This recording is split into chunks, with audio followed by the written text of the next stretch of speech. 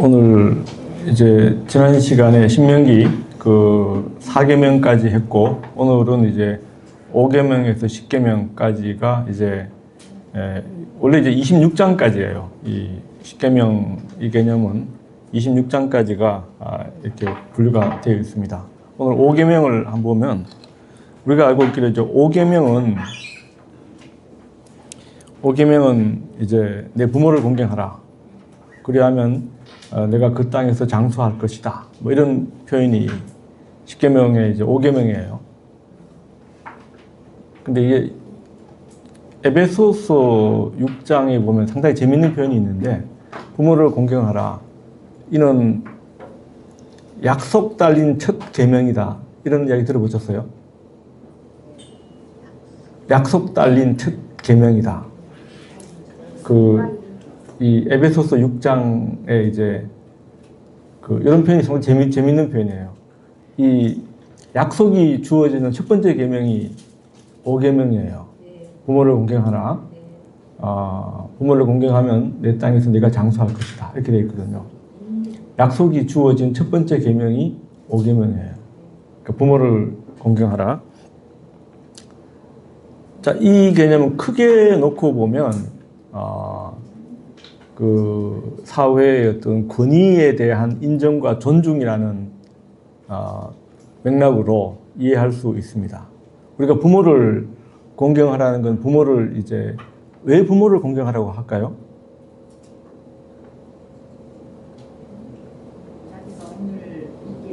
예? 예. 그러니까 우리가 이제 생명의 주인은 하나님이잖아요. 생명의 주인은 하나님인데, 이 땅에서 우리에게 생명을 주신 분은 부모님이잖아요. 그 부모님이 이 땅에서는 하나님을 대신하는 거죠. 대신하는 역할을 하기 때문에 우리가 그 부모님을 잘 공경해야 한다라는 것이죠. 하나님을 대신하는 역할이, 왜냐하면 우리에게 생명을 주신 분이잖아요. 그 맥락에서 이제 이해할 수가 있습니다. 그리고 이제 전반적으로 부모라는 것이 일종의 권위라든지 뭐 존경 이런 것인데, 기본적으로 이제 어떤 원칙이 어떻게 하면은 이 권위에 대한 부모님처럼 공경할 수 있을까? 뭐 이런 맥락을 놓고 보면은, 첫 번째 이제 재판관, 이 재판관에 대한 이 메시지는 16장 18절에서 이제 이 17장 13절까지가 다 재판에 대한 이야기예요. 그래서 18절에 보시면 각 성읍에서 지파를 따라 재판장들과 지도자를 둘 것이고, 19절을 보시면 이제 재판장을 둘 것이고, 그들은 공의로 재판해라. 이 공의로 재판한다는 표현이 나옵니다. 그 다음에 이 재판을 굳게 하지 말고, 사람을 외모로 보지 말고 뇌물을 받지 말라. 20절에 너는 마땅히 공의만을 따르라. 그리하면 내가 살겠고 내 하나님 여호와께서 내게 주시는 땅을 차지할 것이다. 이렇게 재판의 공정성을 이야기를 합니다. 그리고 이제 17장 6절을 보시면, 죽일 자를 두 사람이나 세 사람의 증언으로 죽일 것이요 한 사람의 증언으로는 죽이지 말라. 이런 자들을 죽이기 위해서는 증인이 먼저 이쪽 설명을 하고 있습니다. 이게 사형을 시킬 때는 최소한도 증인이 2명이 있어야 된다는 것이죠. 그런데 되게 어떤 살인죄라든지 아주 중요한 이런 살인죄나 이런 것들은 은밀한 가운데 이루어지잖아요. 공개적으로 증인이 막 대낮에 막 사람을 죽이고 이건 잘 없단 말이죠. 이렇게 놓고 봤을 때 이스라엘 구약 성경에서 실제 사형이 집행되거나 이런 것들에 대한 것들은 나오지 않아요. 생각해보면 이만큼 이게 성인 2명이거든요. 남성 2명이에요. 여성도 안 돼요. 성인 남성 2명이 증인으로 와야 되기 때문에 실제로 그래서 상당히 재밌는 이런 어떤 것들이 구약 성경에서는 상당히 재미있는 발상이 뭐냐면 대부분 두 개가 짝으로 나와요. 창조 이야기도 두 개가 나와 있고 우리가 공부하는 지금 그 율법 있죠. 율법도 뭐냐면은 언약 법전이 있고 신명기 법전이 있고 이 두 개로 나와요. 이 역사서도 이제 우리가 여호수아부터 열왕기까지의 그 역사서가 있는데 이 역사서는 신명기 역사서라고 불러요. 그 다음에 이 역대기 있죠. 역대기는 역대기 에스라 느헤미야는 역대기 역사서. 관점이 약간 다르고 재석된 두 개의 어떤 책으로 구성이 짝을 이루고 있어요. 왜 짝을 이루고 있을까? 라고 이제 생각해 보면 모든 어떤 그 사건 자체는 그 사건 자체가 진실이기 위해서는 증인 두 명이 필요로 한 거예요. 이 법에 따라서 모든 구약 성경에 나와 있는 중요한 장르가 두 개로 이렇게 나와 있는 것이 아닌가 그렇게 해석할 수 있습니다. 그리고 이제 제일 이제 왕에 대한 이야기가 17장 그 14절부터 나옵니다. 오늘 제가 조금 시간이 급할 것 같아가지고 읽지는 못하고 제가 빨리 이렇게 진도를 나가겠습니다. 그 15절에 보시면 반드시 내 하나님 여호와께서 택하신 자를 내 왕위에 세울 것이며 왕위에 그 왕을 세우려면 쭉 설명을 하고 있습니다. 16절에 병마를 많이 두지 말고 병마를 많이 얻으려고 애굽으로 돌아가게 하지 말 것이고 그러니까 환애굽으로 돌아간다는 것은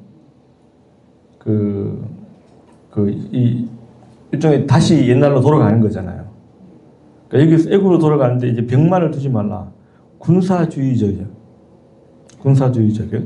우리가 앞에 7장에서 11장을 이야기할 때 군사적인 힘 자체가 우상이 될 수 있다. 그렇게 제가 말씀드렸죠. 두 번째가 뭐냐면은 17절에 은금을 많이 쌓지 말라. 이것도 물질주의 자체가 우상이 될 수 있다. 그런 맥락에서 놓고 보면 하여튼 이 세 가지 정도가 17절에는 아내를 많이 두어. 그러니까 왕의 책무는 이 군사적인 힘에 너무 의지하지 말라. 그 다음에 아내를 너무 많이 두지 말라. 아내가 너무 많으면 어떻게 될까요? 네. 마음을 뺏기고 빨리 죽어요. 네, 맞습니다. 네. 고대 왕들이 오래 살지 못했던 것은 아마 너무 이렇게 그 여성에게 많이 이렇게 둬서 사실 한 명도 감당하기 어려운데 네, 한 명도 감당하기 어려운데 하여튼 그 다음에 이런 것들이 이제 왕도에 대한 이야기를 하고 있습니다. 그 다음에 이제 뭐냐면은 그 18절에 보시면 이 율법서의 등사본을 율법서의 카피본이에요. 카피본을 항상 옆에 두고 그 20절에 그의 마음이 교만하지 않고 이 명령에서 좌로나 우로나 떠나지 않게 이렇게 하면은 영원히 이제 왕위가 보존될 것이다. 그 얘기를 하고 있습니다. 그 다음에 18장 1절에서 이 14절까지의 말씀은 제사장에 대한 이야기예요. 근데 이제 여기서는 레위 사람 제사장과 레위의 온 지파 이렇게 되어 있습니다. 그러니까 레위 사람 제사장이라는 표현 자체가 이 신명기에서만 나와요. 그러니까 레위 사람과 제사장 이 두 개가 신명기에서만 레위 사람과 제사장이 같은 걸로 나와요. 되게 우리가 알고 있는 상식은 뭔가요? 제사장의 조건은 누군가요? 누가 제사장이 될 수 있습니까? 아론의 후손들만. 제사장과 레위인의 차이점은 제사장은 진짜 제사 지내는 역할을 하는 거고 레위인은 그 제사장을 돕는 역할로, 예, 돕는 역할로 나와 있습니다.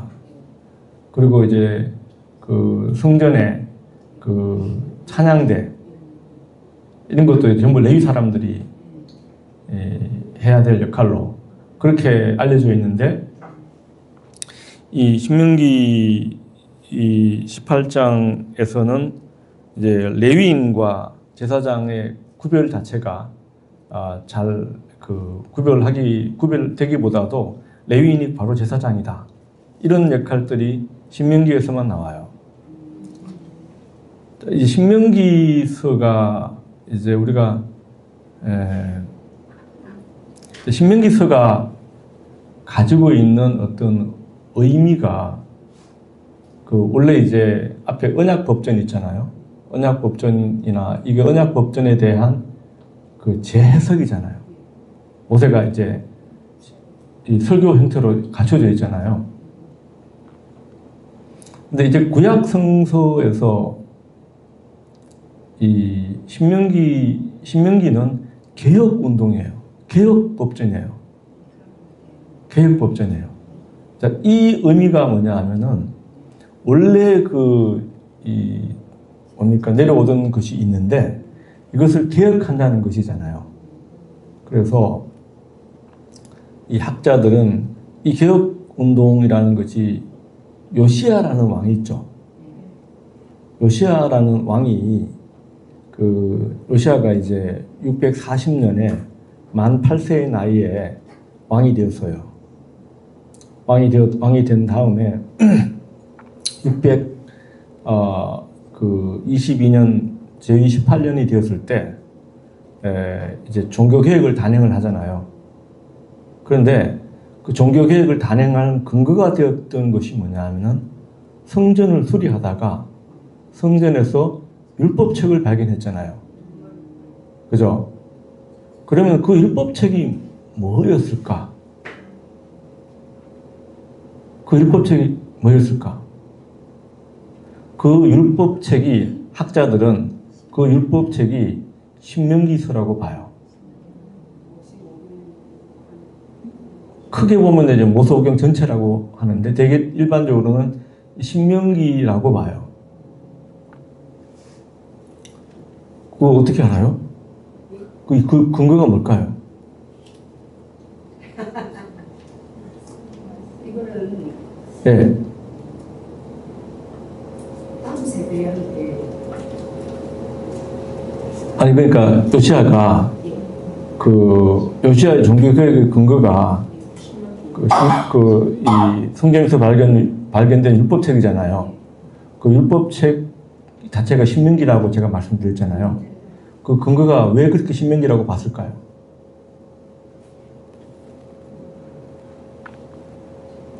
그 이유는 열왕기하 23장에 가게 되면 요시야가 종교개혁을 단행한 리스트가 쭉 나와요.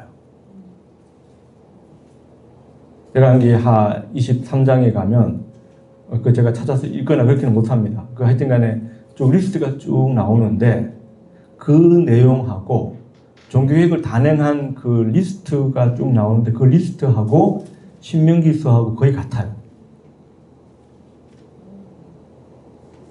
신명기서하고 같아요. 자, 그러니까 뭐냐면은 종교개혁을 단행한 거예요.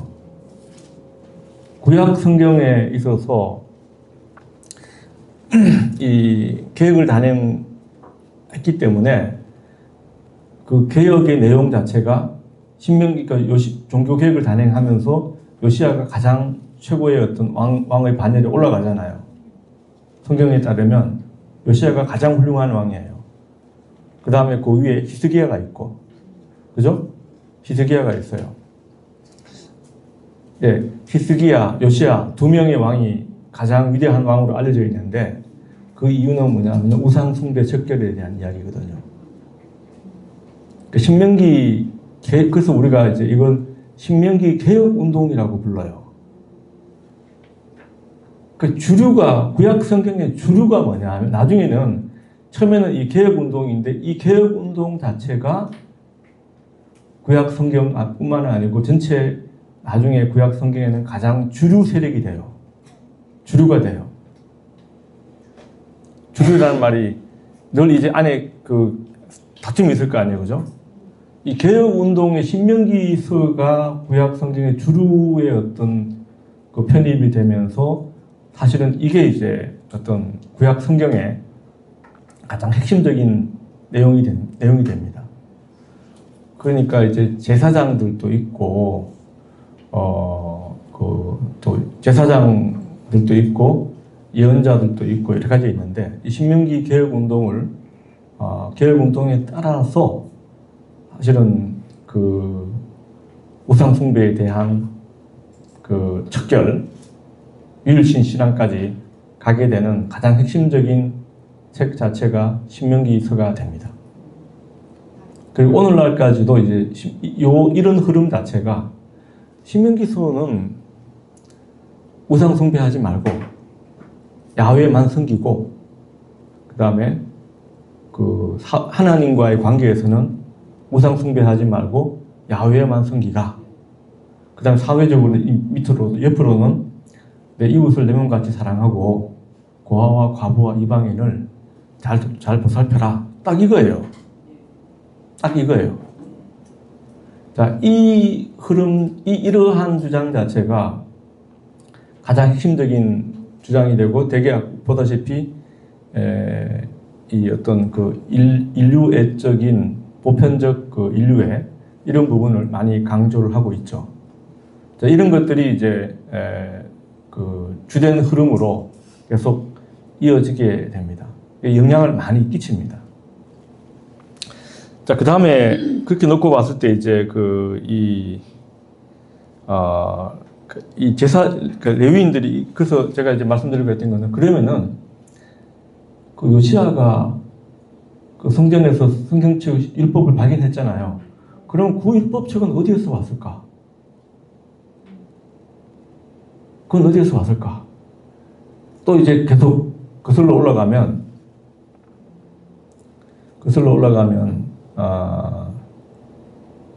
이 북이스라엘 있죠. 북이스라엘이 722년에 아시리아한테 멸망을 당하죠. 아시리아한테 멸망을 당합니다. 그리고 나서 아시리아가 북이스라엘 지역 자체를 사마리아라는 지역으로 편입을 시켜버려요. 그러면 북이스라엘에서 거기서도 예언자들이 있었고 많은 사람들이 있었을 거 아니에요, 그죠? 그 사람들이 대거 남쪽으로 이주를 해요. 그거 어떻게 알아요? 성경에 그런 이야기는 없어요, 그죠? 그런데 BC 722년에 북이스라엘이 멸망을 하고 700년 정도가 되었을 때 예루살렘의 인구가 2배가 돼요. 자연 발생적으로 인구가 확 늘 수는 없잖아요. 그러니까 북쪽에서 내려왔다고 보는 거예요. 내려온 거예요. 예. 그렇게 놓고 보면 그게 이제 히스기야 시대가 사실은 그 그룹하고 같은 그룹이에요. 그러니까 히스기야가 700년 정도거든요. 히스기야가 700년이고 북이스라엘에서 요시야 시대에 오면서 두루마리 가지고 있지 않았나요? 그러니까 그게 요시야 시대에서 발견된 그 두루마리가 그 성경책이 북쪽에서 내려온 것이라고 봐요. 예. 왜냐면 600년 이상 예. 히스기야 시대 가져와서 그래서 그럼 또 거슬러 올라가면 이 우상 숭배를 반대하고, 예? 그 다음에 그 사회적으로 이렇게 비판 활동, 사회 비판을 하면서 했던 첫 번째 예언자가 호세아예요. 사마리아. 호세아의 신학적 메시지하고 나중에 이제 예레미야의 신학적 메시지, 그 다음에 여기 신명기 이런 것들이 굉장히 닮아 있어요. 신학적으로 서로가 많이 관련되어 있어요. 그러니까 이 북쪽에서의 이런 운동들이 실패하면서 남쪽으로 내려왔다는 거예요. 그런 가운데서 이 18장이 나와 있는 그 가운데서 북쪽에서 많은 제사장들이 레위인들이 자리를 잃고 남쪽으로 내려왔을 거 아니에요. 그러니까 이제 뭐냐면 그 18장 6절에 보시면 이스라엘 온 땅 어느 성읍에서든지 거주하는 레위인이 간절한 소원이 있어 그가 사는 곳을 떠날지라도 여호와께서 택하신 곳에 이르면 여호와 앞에 선 그는 모든 형제 레위인과 같이 그의 하나님 여호와의 이름으로 섬길 수 있나니 그 사람의 몫은 그들과 같을 것이고 그가 조상의 것을 판 것은 별도의 소유다. 이 메시지가 누구든지 와서 이제 사역을 하려고 그러면 와서 도와주라는 거예요. 도와주라는 이야기가 되죠. 그래서 이 맥락은 그 북이스라엘의 멸망으로 자리를 잃은 그 사역자들이 레위인이 있을 텐데 그 사람들이 와서 하겠다고 하면 사역을 하겠다고 하면 무조건 도와줘서 자리를 주라 이런 이야기가 됩니다. 참 좋은 제도 같은데 오늘 또 적용될지는 모르겠어요. 네. 특별히 이제 은퇴하신 사역자들 진짜 어려운 분들 많습니다. 사역자들 중에 그런 분들을 위해서는 한국 교회가 이런 말씀을 가지고 이렇게 도와줘야 되는 면이 있지 않을까 생각은 들어요. 은퇴하신 사역자들 그래서 월 100만 원씩 밖에 못 받아도 그 자리를 내놓을 수 없는 목사들이 많아요. 생활이 끊어지니까 시골 지역에서는 이런 분들도 사실 많이 있습니다. 하여튼 간에 이런저런 일들 많이 생각을 해보게 되는 말씀입니다. 그 다음에 이제 예언자에 대한 선지자에 대한 이야기예요. 15절에 내 하나님 여호와께서 너희 가운데 내 형제 중에서 너를 위하여 나와 같은 선지자 하나를 일으킬 것이니 너희는 그의 말을 들을지어다. 그 18절에 보시면 내가 그들의 형제 중에 너와 같은 선지자 하나를 그들을 위하여 일으키고 내 말을 그 입에 두리니 내가 그에게 명령하는 것을 그의 무리에게 다 말하리라. 자, 이 모세와 같은 예언자, 모세는 예언자의 아키타입, 원형이 돼요. 모세는 그 예언자의 어떤 그 원형이 됩니다. 그 최초의 그 예언자라는 이름을 첫 번째로 사용한 사람, 첫 번째로 받은 사람은 아브라함이에요. 창세기 20장 7절에 보면은 아브라함. 아벨이라는 사람은 누굴 얘기하는 거예요? 아, 그 가인과 아벨 할 때 아벨? 아, 아닙니다. 예, 아니에요. 아벨은 예언자라는 칭호가 안 나옵니다. 첫 번째로 예언자라는 인물이 나오는 것은 아브라함이에요. 창세기 20장 7절에. 그때 이제 아브라함의 역할은 그 아비멜렉이라는 왕의 재앙을 피하기 위해서 중보 기도하는 자로 나와요. 아브라함이 아비멜렉이란 아비멜렉이 자기 그 아브라함의 그 와이프 사라를 이제 아내로 취하려고 했는데 갑자기 꿈에 여호와의 사자가 나타나서 손대지 말라고 하니까 이제 스탑을 해요. 그러면서 이제 그런 이야기에서 아브라함이 첫 번째로 나오는데 실제로 이제 모세 자체가 예언자의 원형이다. 그러니까 그러면은 예언자는 어떤 자를 예언자라고 할까요?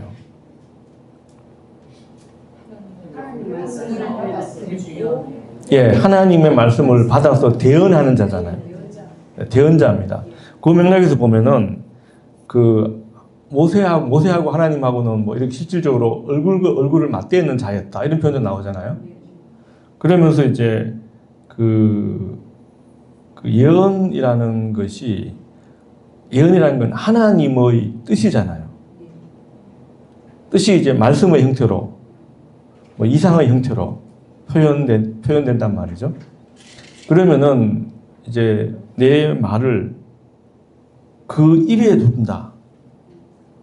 이런 표현이란 말은 그 모세가 실제 참 예언자라는 것은 하나님의 말씀을 대언하는 자다. 이 개념입니다. 모세가 하나님의 말을 모세의 입에 두니까 모세가 하는 말은 하나님의 말씀이 되는 것이죠. 그 맥락에서 모세가 예언자의 원형이 됩니다.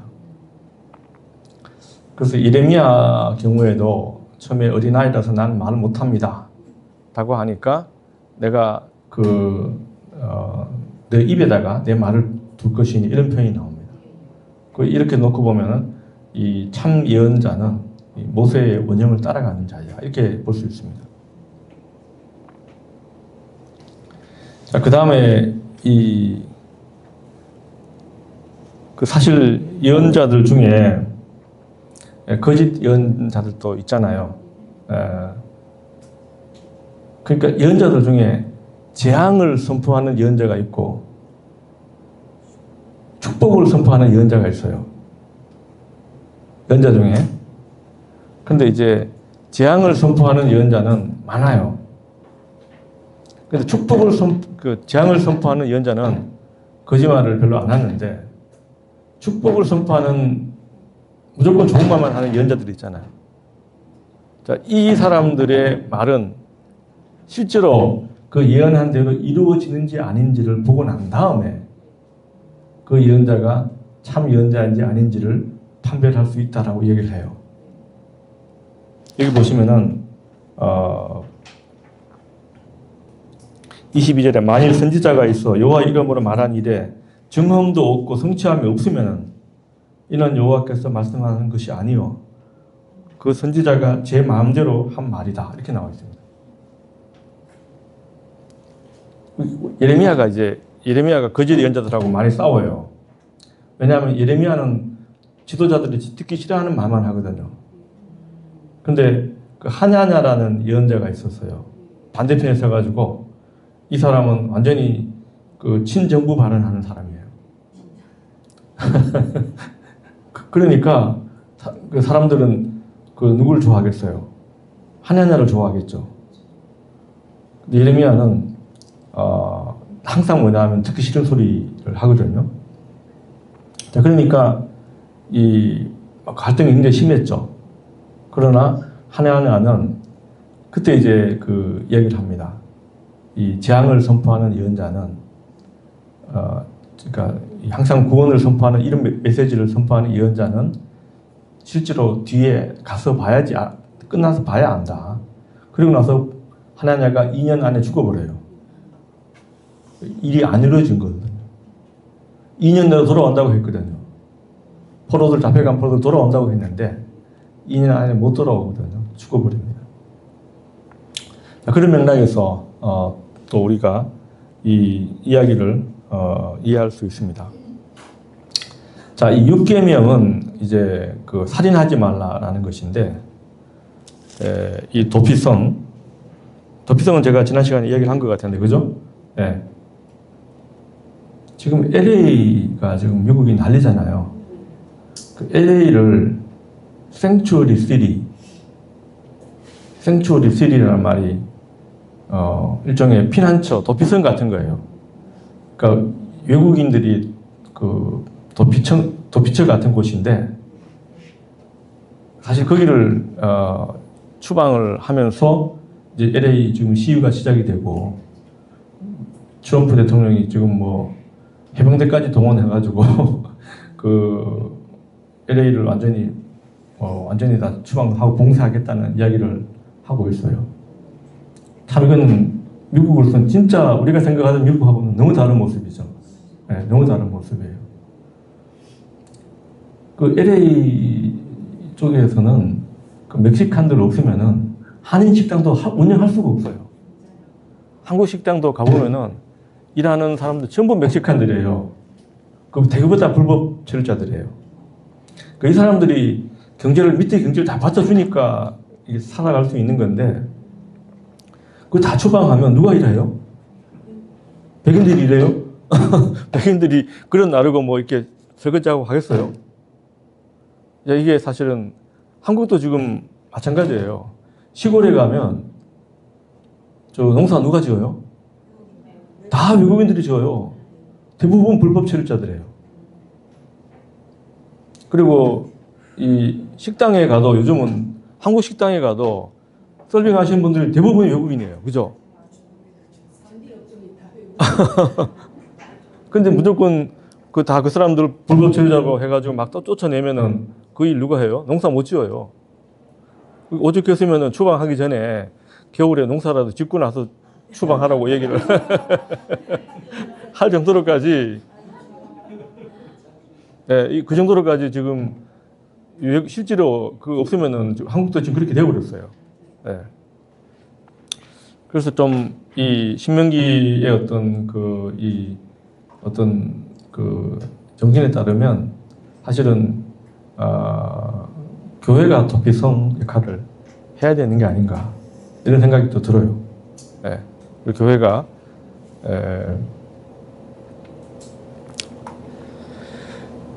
그 고엘이라는 이 제도가 있는데, 이 고엘이라는 제도 자체가 이 기업 물을 자, 고엘이라는 단어가 속량자라는 단어인데, 이게 이제 그 우리 말로 하면 구속하다 이런 단어입니다. 고엘이라는 단어가. 자, 이거는 그 성경에서는 그 이스라엘 전체가 하나의 그 패밀리예요. 하나님이 가장 아버지예요. 최고의 그 가족 시스템에 제일 정점이 있고, 그 다음에 이제 가장 가까운 친척이 있잖아요. 그 사람이 고엘이 되는 거예요. 고엘 제도라는 것이 구속자, 이 고엘 제도의 시스템이 어떻게 되어 있냐고 그러면, 첫 번째가 기업 물을 권리, 기업 물을 자라는 표현이 나와요.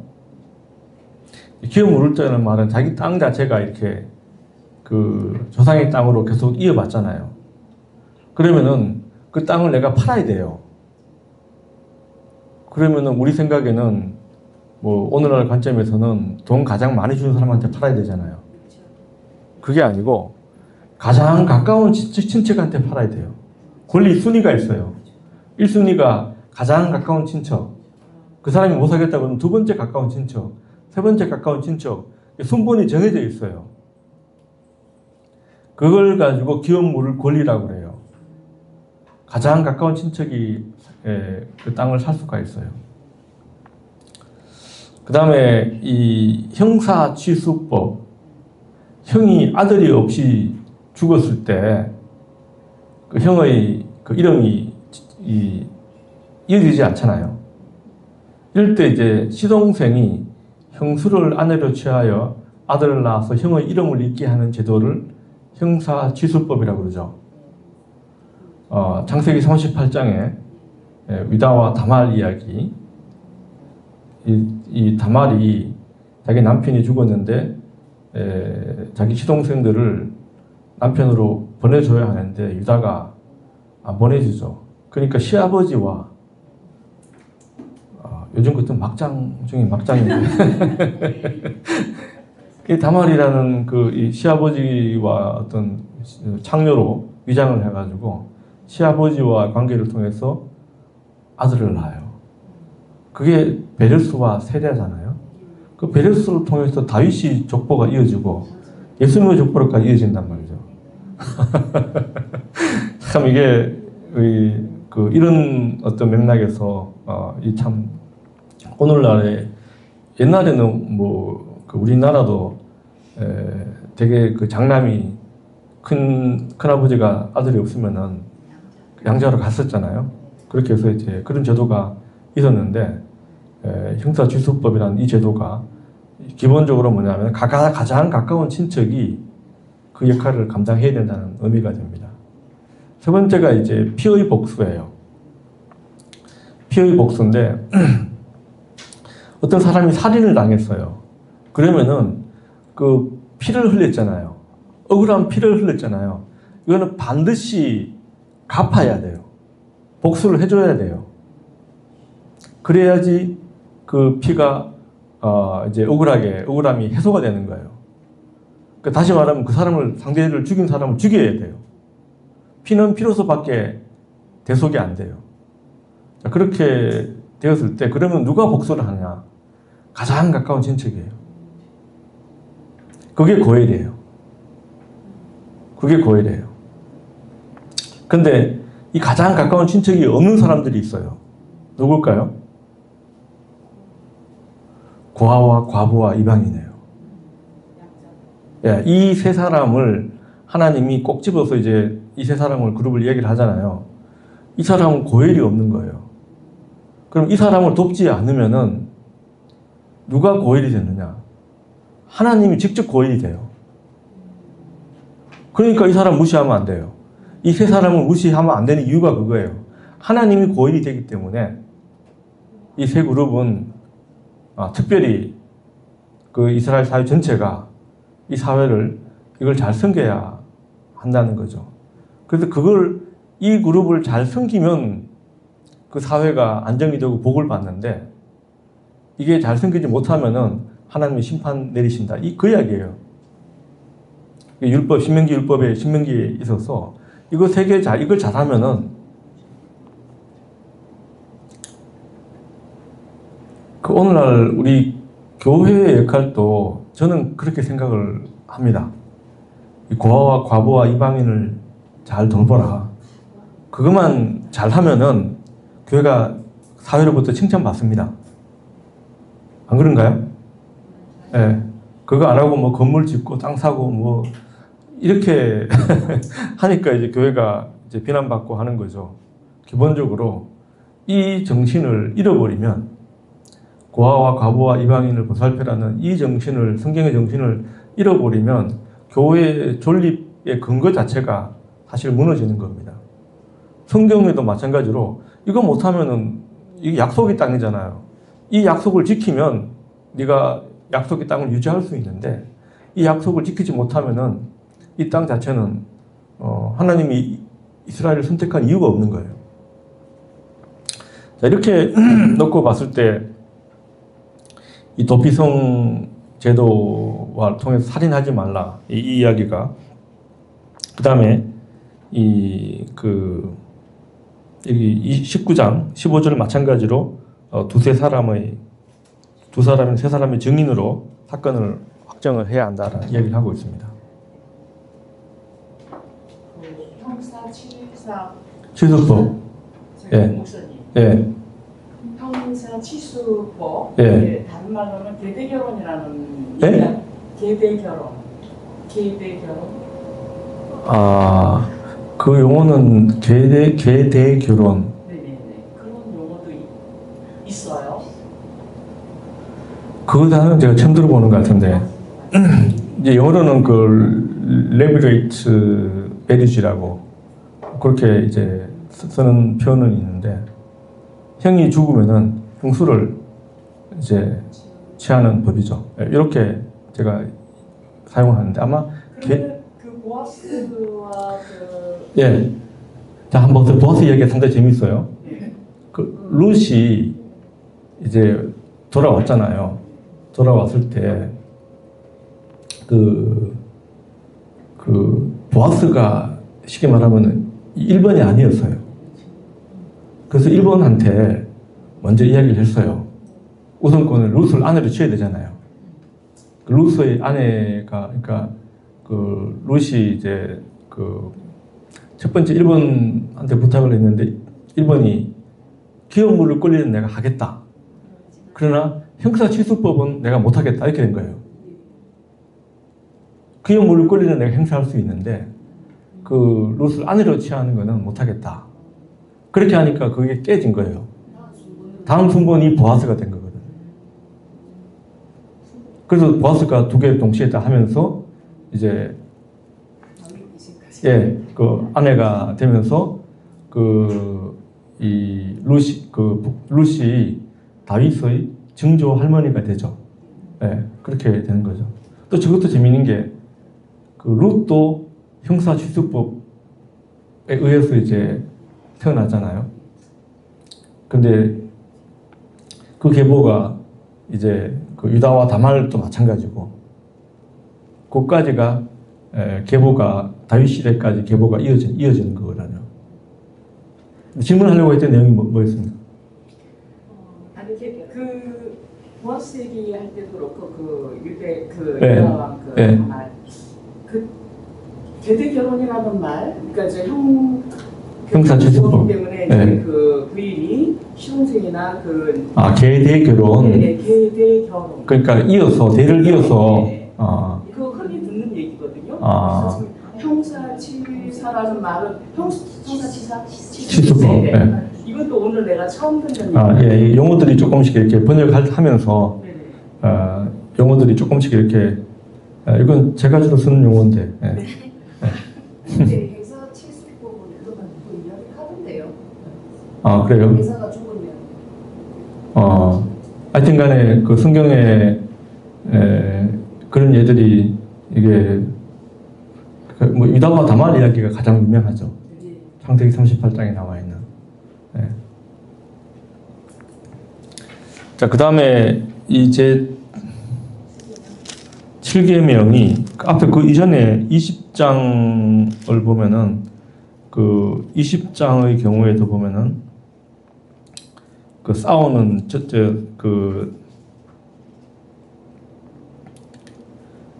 전투에 나갈 때 여기도 보면은 20장에 보시면은 새 집을 짓고 낙성 쓰기를 못한 사람, 포도원을 만들고 과일을 먹지 못한 사람, 7절에 여자와 약혼하고 결혼하지 못한 사람, 이런 사람은 전쟁에 참여 안 해도 된다. 상당히 낭만적이죠. 상당히 이런 식의 어떤 그 인간적인 부분이 나와 있는 거죠. 그 다음에 10절부터 이제 그 나머지 부분이 이게 이제 뭐냐면은 이 헤렘법, 이게 하나님의 전쟁, 홀리우, 거룩한 전쟁, 거룩한 전쟁에 대한 원칙이 신명기에서 두 군데에서 나와요. 신명기 7장에 나와 있고, 그 다음에 여기에서 이제 20장에 10절에 나와 있는데, 그 원칙이 두 가지예요. 무조건 다 죽여야 돼요. 특별히 17절에 보시면 가나안 원주민 7족이 있죠. 가나안 7족은 다 죽여야 돼요. 예, 그 얘기 보시면은 헷 족속과 아모리 족속과 가나안 족속과 브리스 족속과 히위 족속과 여부스 족속, 얘들은 애누리 없이 14절에 보시면 여자, 유아들, 가축들과 성읍에 있는 모든 것은 다 이건 다 죽이고, 멀리 있는 성읍의 경우와 가까이 그 원주민과의 원칙이 달라요. 거룩한 전쟁의 원칙이 두 가지인데, 첫 번째가 가나안 원주민들, 이 사람들은 다 죽여야 돼요. 어린아이고 뭐고 간에 다 죽여야 돼요. 모든 가축도 다 죽여야 돼요. 그 다음에 멀리 있는 성읍의 경우에는 가서 먼저 평화를 외쳐요. 그러면 거기서도 평화라고 받아들이면은 그 사람들을 이제 죽이진 않고 살려줄 수 있어요. 그러나 가나안 원주민의 경우에는 다 죽여야 한다. 이것도 오늘날 우리가 이해하기 쉽지 않은 법이죠. 예? 진멸하라고 하잖아요. 이게 왜 그랬을까요? 왜 이런 원칙이 나왔을까요? 자, 이거 성경에서는 그렇게 얘기를 하고 있죠. 이 사람들, 가나안 원주민들을 살려두면, 이 사람들과 자녀들이 결혼하고 섞이면은, 우상숭배를 할 것이다. 그러므로 다 진멸해라라고 하잖아요. 성경은 그렇게 해석을 하고 있어요. 그러나 이제 고고학적으로 또 그 이면을 살펴보면 그 당시에 모든 전쟁의 일반적인 법칙이었어요. 왜 그런 법이 나왔을까? 그러니까 이 옛날 당시에 그 고대의 전쟁이라는 것은 주로 어떤 전쟁이냐면 주로 포위를 해요. 직접적으로 대개는 성을 쌓고 살아가거든요. 성벽을 쌓고 살아가요. 왜냐하면 적들이 하도 전쟁을 많이 하니까 성벽을 쌓아요. 그러면은 그 안에 이제 직접적인 공격을 하게 되면 피해가 크잖아요. 공격하는 사람들도 피해가 크잖아요. 그러니까 공격하는 사람들이 주된 전략이 뭐냐 하면 포위하는 거예요. 성을 뒤를 다 둘러싸요. 그러면 외부에서 밖에서 못 나오고 외부로 들어가는 것도 차단하잖아요. 그리고 나서는 기다려요. 몇 개월씩 기다려요. 그러면은 안에서 어떤 문제가 일어날까요? 네? 원래 식량 문제도 있고, 근데 이제 대개 보면은 그러니까 이 성 안에 물을 확보를 해야 돼요. 사람이 물이 없으면은 못 살잖아요. 물 없이는 제가 알기로는 사람이 일주일 동안 물을 안 마시면 죽는 걸로 알고 있습니다. 금식할 때도 물은 마시잖아요. 물은 마셔야지 40일 금식도 하고 하는데 물을 못 마시면 일주일 못 갑니다, 사람이. 일주일 정도 내로 사람이 죽습니다. 자, 그렇게 놓고 봤을 때 이 물 부족 현상이 생길 거 아니에요. 그 물 부족이 생기면 그럼 어떤 문제가 생길까요? 가장 심각한 문제가 위생 문제예요. 위생 문제가 생기면 병이 돌죠. 특별히 전염병. 전염병이 돌기 시작하면 이거는 진짜 심각해지잖아요. 그러니까 몇 개월 동안 버티고 기다려요. 그 안에서 전염병이 돌아요. 그러니까 할 수 없이 항복하고 나와요. 그럼 밖에서 기다리던 병사들은 행복한 생활은 아니었잖아요. 계속 또 전쟁인데 힘들어요. 그래 와 해가지고 우리 이겼다라고 와 들어가잖아요. 그럼 어떻게 됩니까? 다 전염병에 다 죽잖아요. 그러니까 그 성 안에 이 전염병이라는 것이 주로 이제 식물한테서 걸리진 않잖아요. 근데 인수감염, 사람과 다른 짐승을 통해가 전염병이 발병할 수 있잖아요.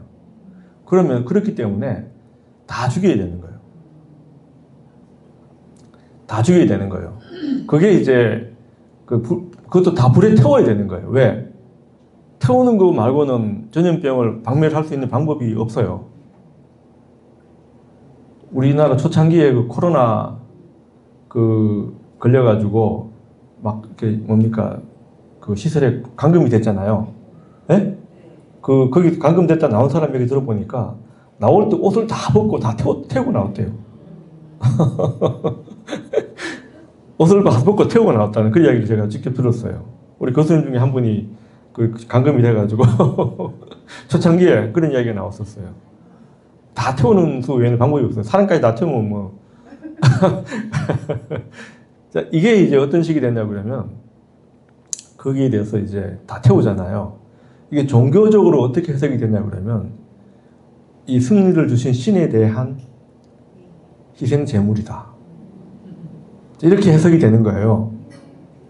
그래서 뭐냐면 이 태우는 것 자체가 신에게 드리는 제사다 이런 식으로까지 의미가 종교적인 의미로 그렇게 확대가 되는 거예요. 그래서 보면은 홀로코스트라는 단어가 있죠. 홀로코스트가 뭔가요? 예. 사실 2차 대전 때 유대인 대학살을 히틀러가 유대인들에게 가한 대학살을 가리키는 용어잖아요. 홀로코스트라는 말의 의미 자체가 대번제예요. 대번제. 인류가 저지른 수많은 죄악 자체에 대한 희생양이 필요로 했는데 그것이 신에게 드리는 일종의 대번제였다. 이런 맥락으로 사실은 해석이 되는 거거든요. 하여튼 그런 맥락에서 이 거룩한 전쟁에 대한 개념을 우리가 이해할 수 있습니다. 근데 이걸 일반화 시켰을 때 그러면은 우리 기독교가 전쟁을 할 때 뭐 이런 식의 전쟁 자체가 가능하냐? 이걸 일반화시켜가지고 모든 전쟁이 거룩한 전쟁이다, 종교 전쟁이다 이렇게 적용하기는 쉽지 않습니다. 예, 쉽지 않습니다. 예. 그러니까 전쟁을 합리화할 수 있는 그 이론 자체는 쉽지 않습니다. 전쟁을 합리화시킬 수 있는 그 어떤 성서적 근거나 이런 거는 정말 쉽지가 않습니다. 그 다음에 21장 경우에도 마찬가지로 그 사람을 죽인 자를 알지 못할 경우에 가장 가까운 죽은 시체와 가장 가까이 있는 마을이 그 속죄를 할 수 있는 그 방법을 이야기를 하고 있습니다. 자, 22장으로 가게 되면 자, 이게 이제 그 간음하지 말라라는 이야기인데 이 간음하지 말라라는 표현 자체는 그 5절에 보시면 여자는 남자의 의복을 입지 말고 남자는 여자의 의복을 입지 말라. 뭔가 뒤섞이는 거 있죠. 이 개념 자체를 일종의 간음이라는 게 섞이면 안 되는 것이 섞이는 것이 간음이잖아요. 그죠? 섞이면 안 되는 것이 섞이는 것이라는 의미에서 놓고 보면 9절에 보시면은 포도원에 두 종자를 섞어 부리지 말라. 이런 표현도 상당히 재밌고, 그 다음에 10절에 너는 소와 나귀를 결의하여 갈지 말고 양털과 배실로 섞어 짠 것을 입지 말라. 뒤섞이는 것 자체에 대한 이런 그 법들이 나와 있습니다. 그 다음에 이제 이 순결에 대한 법, 그 다음에 22절에 보시면은 어떤 남자가 유부녀와 동침한 것이 드러나거든 그 동침한 남자와 그 여자를 둘 다 죽여서 이스라엘 중에서 악을 제거하라. 이런 부분들, 성 문제와 관계된 부분에 대한 얘기를 하고 있습니다. 그 다음에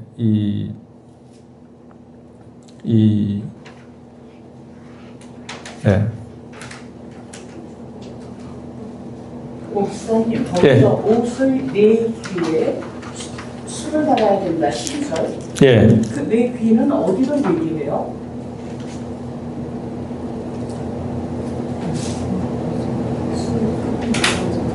옷이라는 게 이제 뭐 양쪽 어깨에서 다리 종아리인가요? 아니면 겉옷자락이라고 되어 있으니까 겉옷자락 네 귀퉁이에 그 술을 달아야 된다. 사실 이건 제가 잘 모르겠습니다. 어떤 의미인지 왜 이런 말이 나왔을까 잘 모르겠습니다. 네. 네.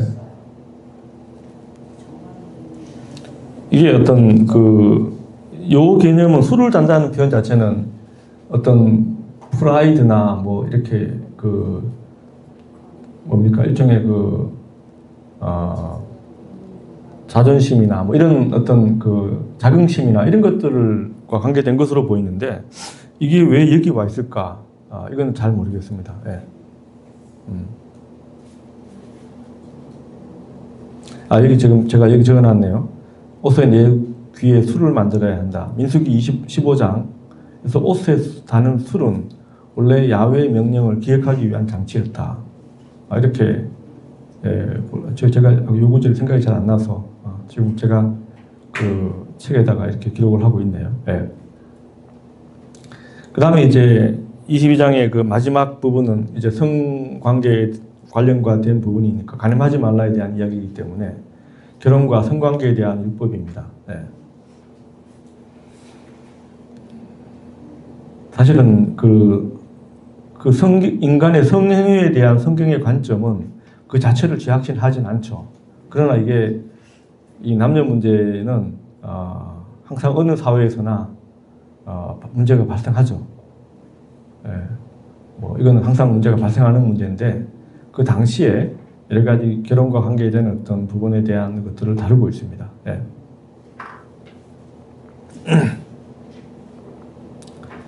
그 다음에 22장의 경우에도 마찬가지고 23장 경우에는 이 제2공동체에서 누가 이스라엘이고 이스라엘이 아닌지 이런 것들을 이야기하고 있습니다. 예.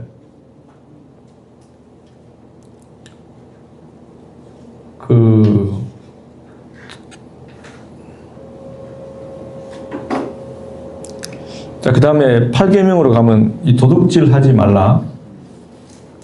이 단락은 그 23장 그 15절부터 사실은 도둑질 하지 말라는 표현 자체가 그렇게 많이 나와 있지는 않는데 24절과 23장 24절과 25절 보시면 상당히 재밌어요. 내 이웃의 포도원에 들어갈 때에는 마음대로 그 포도를 배불리 먹어도 되느니라. 그러나 그래서 담지는 말라. 내 이웃의 곡식밭에 들어갈 때에는 내 손으로 이삭을 따도 됐는데 그러나 내 이웃의 곡식밭을 낫에 대지는 말라. 예? 조금만 더 넣어라. 먹을 것만큼 우리나라에서 지금 이렇게 하면 난리 나겠죠. 옛날에 우리 많이 했어요. 밀소리, 콩소리 뭐 이런 거 많이 했잖아요.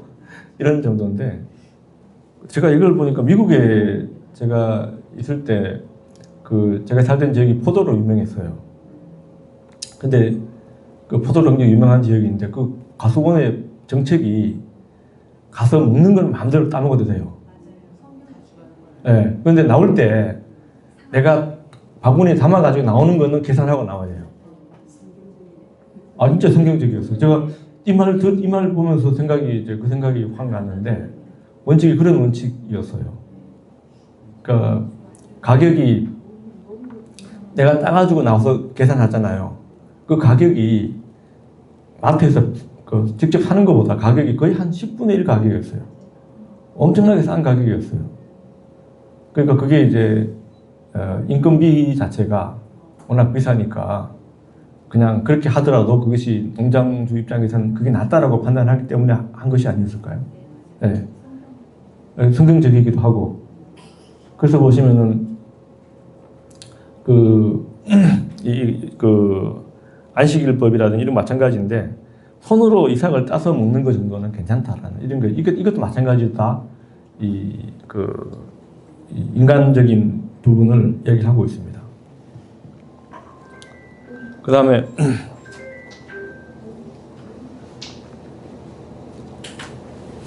그 24장으로 가게 되면 그 이혼과 재혼에 대한 이야기가 나오고요. 그 다음에 또 하나가 보시면은 그 24장 그 12절에 그가 가난한 자이면 너는 그의 전작물을 가지고 자지 말고 가난한 자들의 물건을 내가 전장을 잡았어요. 이럴 경우에 그것은 해가 지기 전에 돌려주라는 이야기가 나오죠. 그리고 그리하면 그가 옷을 입고 자고 너를 위하여 축복할 것이다. 이런 이야기가 나옵니다. 그 다음에 그 위에 6절 보시면 맷돌이나 그 윗짝을 전당 잡지 말지니 이건 생명을 전당 잡음이라. 이런 식으로 그 다음에 16절에 가게 되면 아버지는 그 자식들로 말미암아 죽임을 당하지 아니할 것이고 자식들은 그 아버지로 말미암아 죽임을 당하지 아니할 것이니 각 사람은 자기 죄로 말미암아 죽임을 당할 것이라. 자, 이 부분도 하므라비 법전에 비교해 보면 이 하므라비 법전에서는 아버지가 그 건물을 지었어요. 건물을 지었는데 집이 무너져가지고 그 집 주인의 아들이 죽었으면 건축한 사람의 아들도 죽여야 한다. 그 집 주인의 그 와이프가 죽었으면 건축한 사람의 와이프도 죽여야 한다. 완전히 눈에는 눈, 이에는 이 이런 법칙이 나오거든요. 성경에서는 그렇게 아버지와 아들의 관계는 확실하게 이렇게 관계를 각자의 책임 각자가 져야 한다. 이렇게 이야기를 하고 있습니다. 네. 자, 그 다음에 이제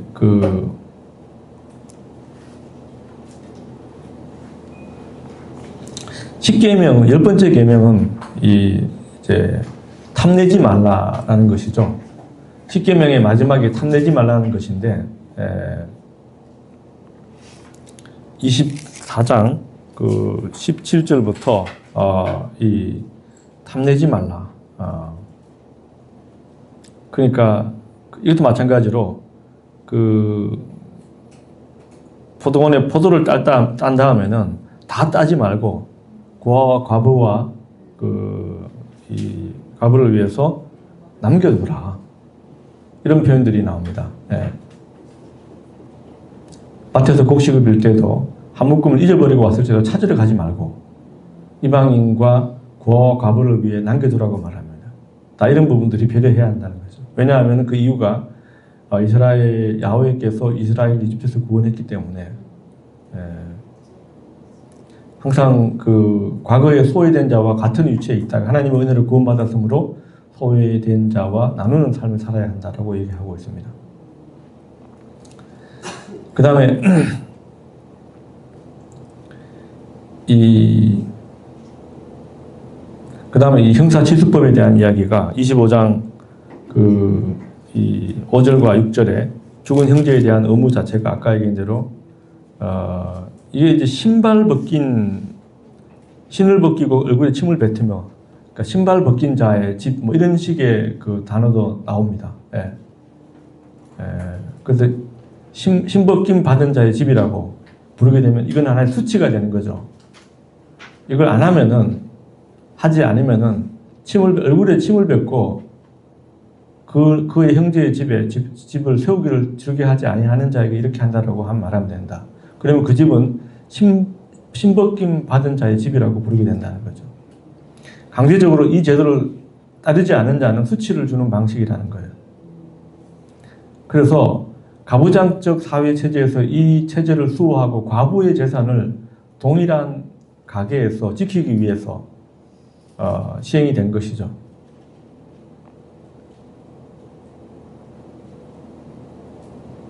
도덕질 이 탐내지 말라라는 부분에 있어서 이런 부분들이 사실 진짜 재밌는 부분이 어느 두 사람이 서로 싸울 때 그의 아내가 남편을 돕기 위해 상대방의 음낭을 잡게 되면 그 여인의 손을 찍어야 한다. 그 여인에게 동정심을 갖지 말라. 이 구절은 또 아내가 남편의 싸움을 도울 수 있는 한계를 제시하고 있습니다. 아무리 그렇다고 하더라도 남성의 생식 능력을 다치게 해서는 안 된다. 이런 식의 어떤 규정입니다. 그 법이라는 것이 참 이게 구체적인 어떤 상황에서 나왔을 건데 그 로마법들 중에 보면은 로마가 이제 법전으로 유명하잖아요. 로마법 굉장히 유명한데 그 어떤 사람이 집에 과일 나무가 있어요. 나무가 커가지고 그 열매가 맺잖아요. 그 열매가 이웃집 담벼락을 넘어갔어요. 그러면은 그 과일은 누구의 과일이 될까요? 예? 나무 주인 건데 그냥 넘어간 거. 뭐 이런 식으로까지 그 실질적 사건이 일어나면 그거와 다 관련된 것을 논의해가지고 법으로 만들어내는 거잖아요. 이런 식의 이 법이라는 것 자체가 실제 어떤 그 생활에서 많은 것들이 이제 법에 의한 통치 관계나 이런 것들이 나와서 이제 법전으로 구성이 되었을 텐데 원리 자체가 이 성경에 의하면 굉장히 뭐랄까요? 쉽게 말하면 사람 냄새 나는 법에도 사람 냄새가 나야 되잖아요. 네? 그러니까 기계적인 어떤 법 적용이나 이런 거는 그거는 사실 너무 잔인하잖아요. 너무 잔인할 수 있습니다. 최소한도 그래서 보면은 웬만하면은 뭡니까? 빵 한 개 훔쳐 먹었다고 진짜 돈이 없는데 빵 하나 훔쳐 먹었다고 경찰서에 가서 고발하고 이렇게는 안 하잖아요. 그렇잖아요.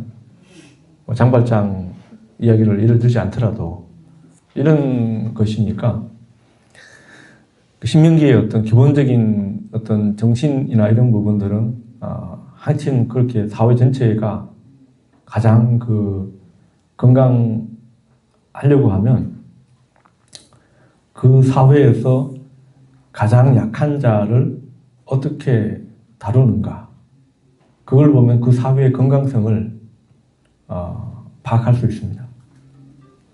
그러니까 우리나라에서도 보면은 요즘은 장애인에 대한 이런 것들이 많이 좋아졌죠.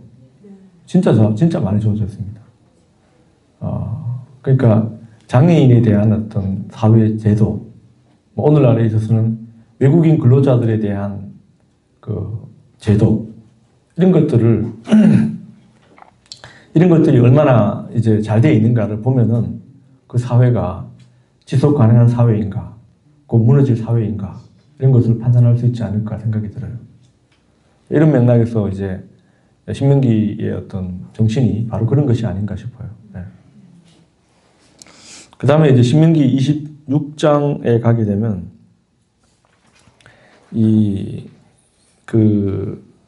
신명기 26장 5절에서 이제 9절 자체가 이게 우리 사도신경 외우잖아요. 이스라엘의 신앙 고백이에요. 사도신경 같은 거예요. 이스라엘의 당시의 사도신경이 뭐냐면, 내 조상은 방랑하는 아람 사람으로서 애굽에 내려가서 거기에서 소수로 거류하였더니 거기에서 크고 강하고 번성한 민족이 되었는데 애굽 사람이 우리를 학대하여 우리를 괴롭히고 우리에게 중노동을 시키므로 우리가 우리 조상 하나님께 부르짖었더니 여호와 하나님께서 우리 음성을 들으시고 우리의 고통과 신고와 압제를 보시고 여호와께서 강한 손과 편팔과 큰 유언과 이제까지 기사로 우리에게 애굽에서 인도하내시고 이곳에 인도하사 이 땅 곧 젖과 꿀이 흐르는 땅을 주셨나이니 여호와여, 이제 주께서 내게 주신 토지 소산의 만물을 가지고 왔나이다.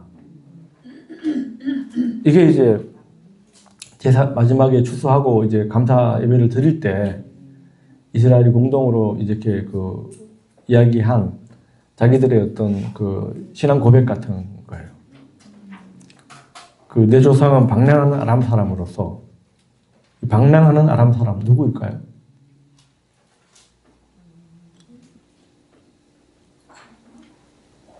야곱입니다.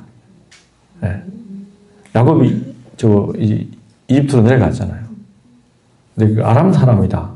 이건 좀 굉장히 많은 논란이 있는데, 아람 아시죠?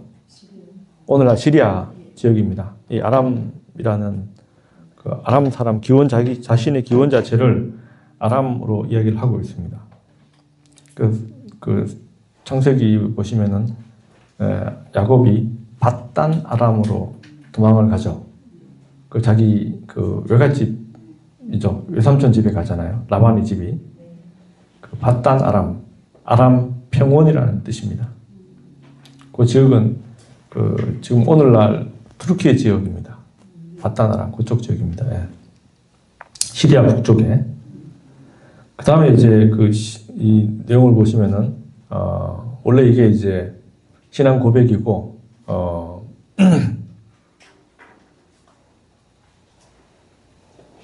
그 다음에 3년에 11조를 드리는 해는 11조를 주황성소로 가져가지 말고 성읍 안에 레위인과 이방인과 고아에게 주어서 먹게 해야 한다. 그게 이제 12절에 보시면 3년에 11조에 대한 얘기를 하고 있습니다. 철저하게 반드시 그것을, 그러면서 이제 그 성물을 반드시 레위인과 이방인과 고아와 과부에게 주어서 주의 명령을 어기지 않았다고 고백해야 한다는 것이죠. 애고고의 날에도 그것을 먹지 않았고 항상 그것을 지켜내도록 했다라고 얘기를 하고 있습니다. 자, 그 다음에 이제 27장과 28장이 이게 이제 언약, 축복과 저주. 자, 이게 이제 크게 보면은 하나님과 이스라엘 백성 사이에 언약의 갱신이에요. 시내산 언약을 했잖아요. 언약식을 했어요. 그러면은 언약을 두 번에 하는 것이 아니고 그 시내산 언약을 모압 평지에서 이제 갱신하는 거예요. 이거 언약 갱신으로 봐요. 그리고 여호수아서 24장 제일 끝에 가면 또 언약을 갱신해요. 갱신하는 건데 이 언약에 있어서 핵심은 조건이에요. 이걸 잘 지키면 축복을 받고 잘 지키지 않으면은 저주를 받게 된다. 이게 사실은 언약의 우리가 얘기하는 레트리뷰션이라고 하는데 보상법입니다. 보상법. 보상을 어떻게 할 것인가. 그 이야기를 하고 있습니다. 그래서 그래서 보시면 27장에 가게 되면 에발산에 세우고 에발산이 여기가 이제 에발산이 어디 있을까요? 에발산과 그리심산. 그리심산은 축복의 산이고 에발산은 저주의 산이다.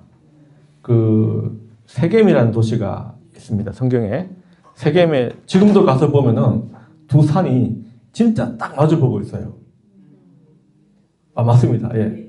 둥그렇게 이렇게 두 개 진짜 딱 마주보고 있는데,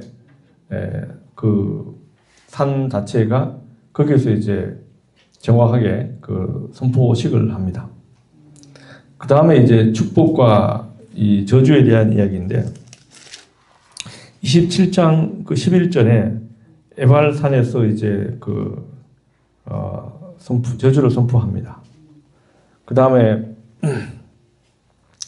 여기서 보면 12개의 저주 항목이 나오는데 12개의 저주 항목이 나와요.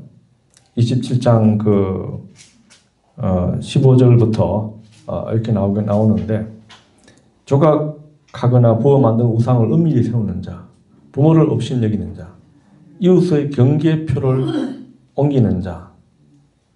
자, 이게 이제 잠언에 보면 지게석을 옮기지 말라.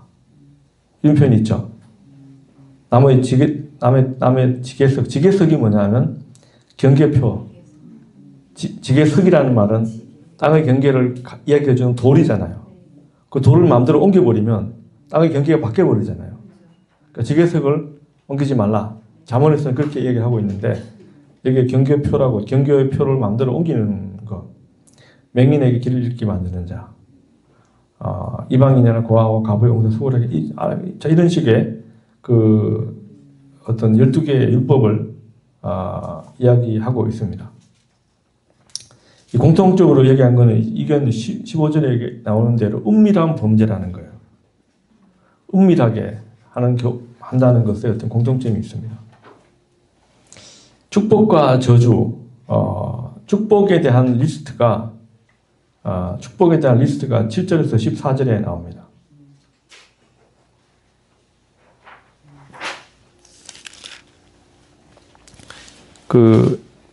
이 축복과 저주 아마 이건 제가 본 거는 이제 7개 정도로 축복의 리스트가 나오고 그 다음에 이 불순종에서 받는 저주가 나옵니다. 20절부터 이 저주가 훨씬 더 길어요. 궁극적으로 보시면은 최악의 저주가 뭐냐면은 68절에 28장 68절에 보시면 여호와께서 너를 배에 싣고 전에 말씀하여 이르기를 내가 다시는 그 길을 보지 아니하리라 하시던 그 길로 너를 애굽으로 끌고 가실 것이다. 거기에서 너희 몸을 적군의 남은 자가 종으로 팔려 하나 너희를 살 자가 없을 것이다.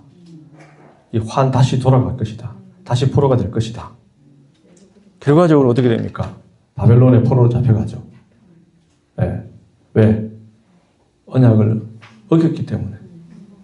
자, 이렇게 볼 수가 있습니다.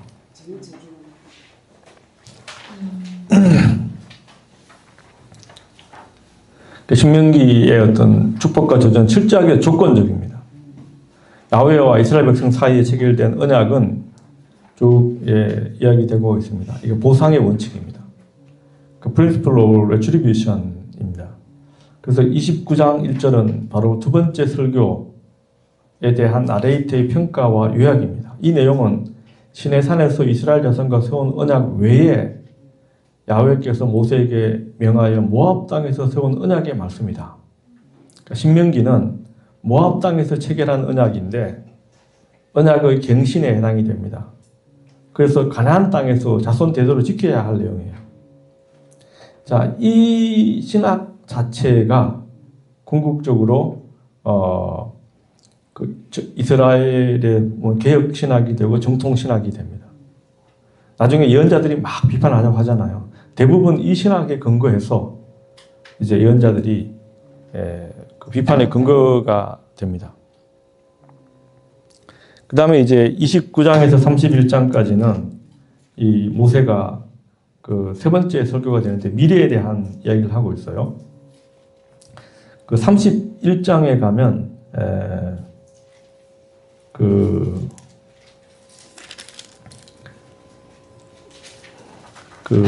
이 여호수아를 임명을 하죠. 여호수아를 임명하는 이야기가 나옵니다. 너는 못 가게, 모세에게 내가 너는 못 가니까 임명을 하라. 임명을 하는 이야기가 나오고, 그 다음에 이 31장 24절에 가면, 그 24절 전에 그 21절에 가시면 19절을 보시면, 그러므로 이제 너희는 이 노래를 써서 이스라엘 자손에게 가르쳐 그들의 입으로 부르게 하여 이 노래로 나를 위하여 이스라엘 자손에게 증거가 되게 하라. 21절에 수많은 재앙과 환난을 당할 때 그들의 자손이 부르기를 잊지 아니한 이 노래가 그들 앞에 증인처럼 될 것이다. 그 다음 26절에 이 율법책을 가져다가 너희 하나님 여호와 언약궤 곁에 두어서 너희에게 증거가 되게 하라. 이렇게 얘기를 하고 있습니다.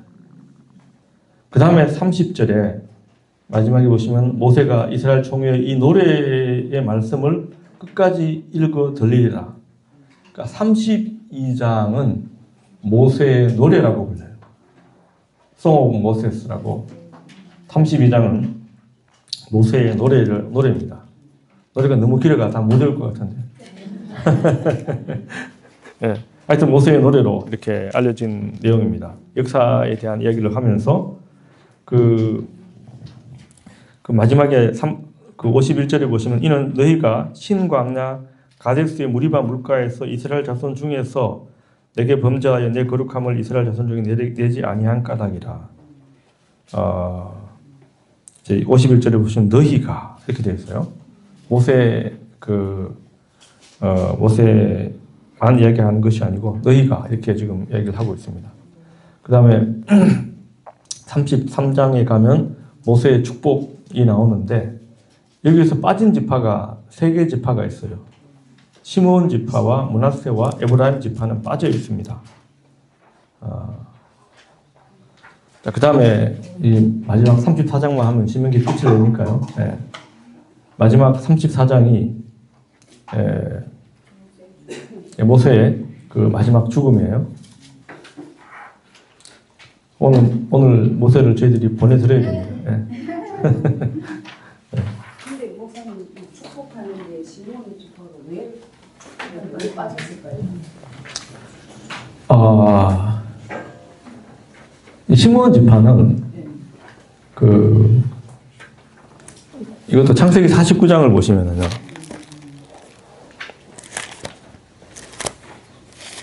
창세기 49장에 보시면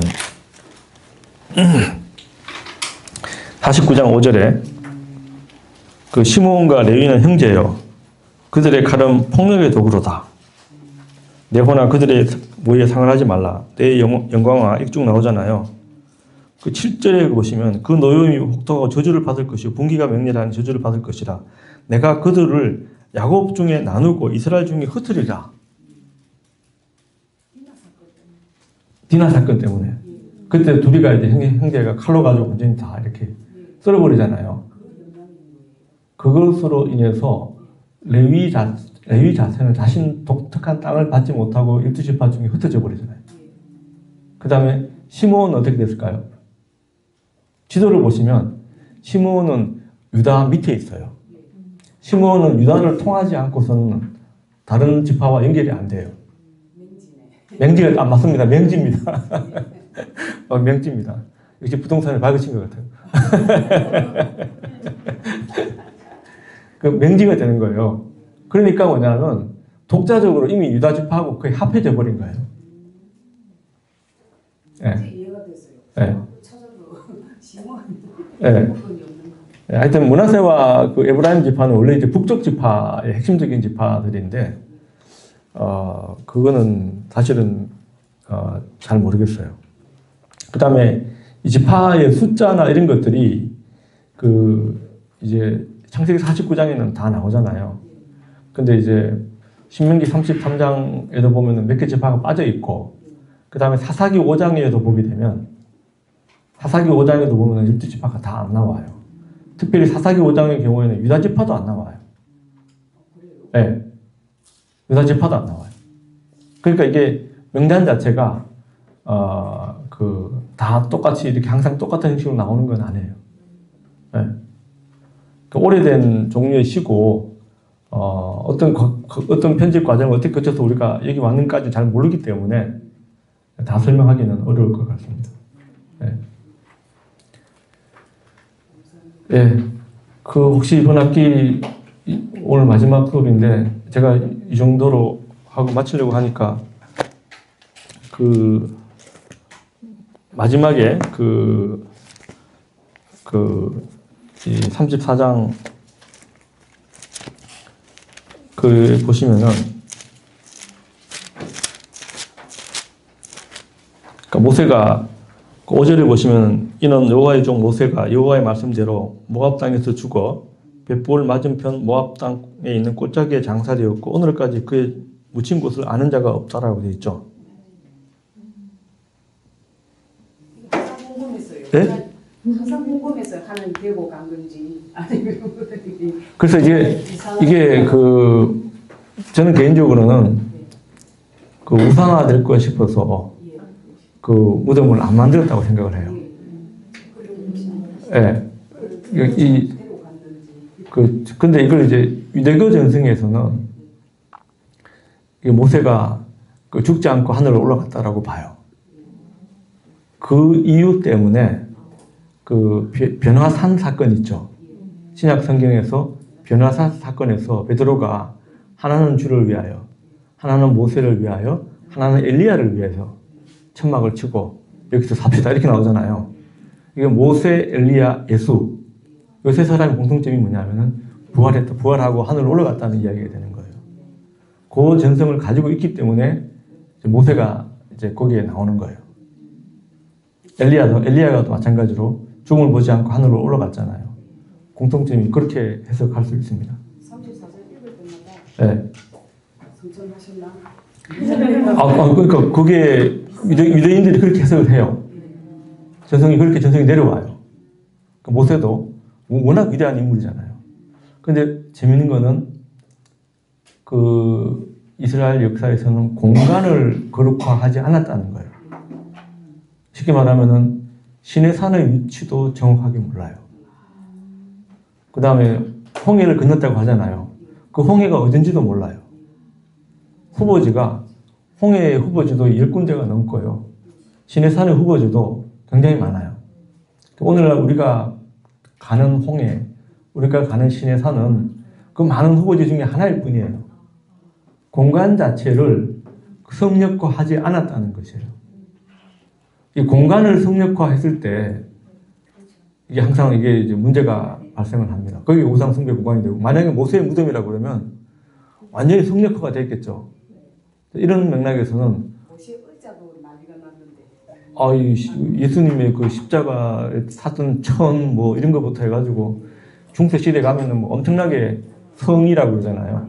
이런 것까지 막 얘기하고 덥게 찾아가 난리 나고 이런 식의 뭔가 보이는 물건에 대한 거룩함을 부여하는 것 자체는 다 금기된 거예요. 금기된 거예요. 네. 그게 어떤 구약 성경에 나타난 어떤 특징이라고 볼 수 있습니다. 네. 네. 그냥 오늘 답이 나오지 않은 거에 대해서 한 말씀 드립니다. 예. 아까 김동식 권사님 말씀하신 네 개의 수다는 게 유대인들의 이스라엘의 우리나라 한복과 같은 전통 복장이 탈리트라라는 그런 거. 탈리트, 예. 사각형 형태의 보통 그런 수도처럼 되기 때문에 그 영어 거기에 또 코너 그 자체가 의미가 없거든요. 네 군데 이렇게 다는 거죠. 하나님의 말씀 순종하고 기억하고 지키기. 네. 그 옷에 대한 게 이게 좀 여기 이제 기차 때 있으니까 어딘가 그렇게 가는 거죠. 우리 그 시애틀이란 도시가 왜 생긴지 아시죠? 몰라요? 시애틀이라는 도시 자체 이름이 시애틀이거든요. 시애틀이라는 이름 자체가 거기에 있는 인디안 추장의 이름을 따서 이제 시애틀이라는 도시가 이름이 붙여진 거예요. 근데 시애틀이라는 추장이 이제 미국 대통령한테 편지를 보내요. 1850년 정도에. 이 추장의 편지가 굉장히 유명해요. 이제 땅을 돈 주고 사겠다고 하거든요. 그러니까 추장이, 워싱턴 추장이 전가를 보내왔는데, 그대들은 어떻게 저 하늘이나 땅의 온기를 사고 팔 수가 있는가? 그 다음에 우리로서는 이상한 생각이다. 공기의 신선함과 반짝이는 물을 우리가 소유하고 있지도 않은데 어떻게 그대들에게 팔 수 있다는 말인가? 우리에게는 이 땅의 모든 부분이 거룩하다. 빛나는 솔잎, 모래, 기슭, 어두운 숲 속 안개, 맑게 노래하는 온갖 벌레들, 이 모두가 우리의 기억과 경험 속에서 신성한 것들이다. 나무 속에 흐르는 수액은 우리의 홍인의 기억을 실현하는다. 백인들은 죽어서 별들 사이에 그들이 태어난 것을 망각해버리지만 우리가 죽어서 이 아름다운 땅을 겪고 있지 못하는 것은 바로 우리 홍인의 어머니가 이기 때문이다. 우리는 땅의 한 부분이고 땅은 우리의 한 부분이다. 향기로운 꽃은 우리의 자매이다. 사슴, 말, 큰 독수리, 이들은 우리의 형제들이다. 바위산 꼭대기, 풀의 수액, 조랑말과 인간의 체험 모두가 한 가족이다. 오늘 우리에게 주는 어떤 메시지가 아닌가 싶어요. 네. 제가 기도하고 마치겠습니다. 주님, 우리 10번의 수업을 통하여 모세오경을 같이 한번 상고해 봤습니다. 하나님의 말씀에 대한 그 열정과 의지가 점점 줄어드는 이 태태 속에서 다시 한번 저희들 말씀에 대한 열정과 말씀에 대한 사모함을 다시 한번 일깨워 주시고 저희들이 이 말씀으로 저희들의 생명이 되고 저희들의 피와 양식이 됨을 저희들 잘 알고 있습니다. 저희의 게으름과 나태함을 주께서 일깨우시고 지혜를 주셔서 더욱더 굳건하게 이 말씀을 세워나갈 수 있는 우리 평택대학교의 온 식구들 될 수 있도록 주께서 축복하여 주시옵소서. 감사하고 예수님의 이름으로 기도드리옵나이다. 아멘.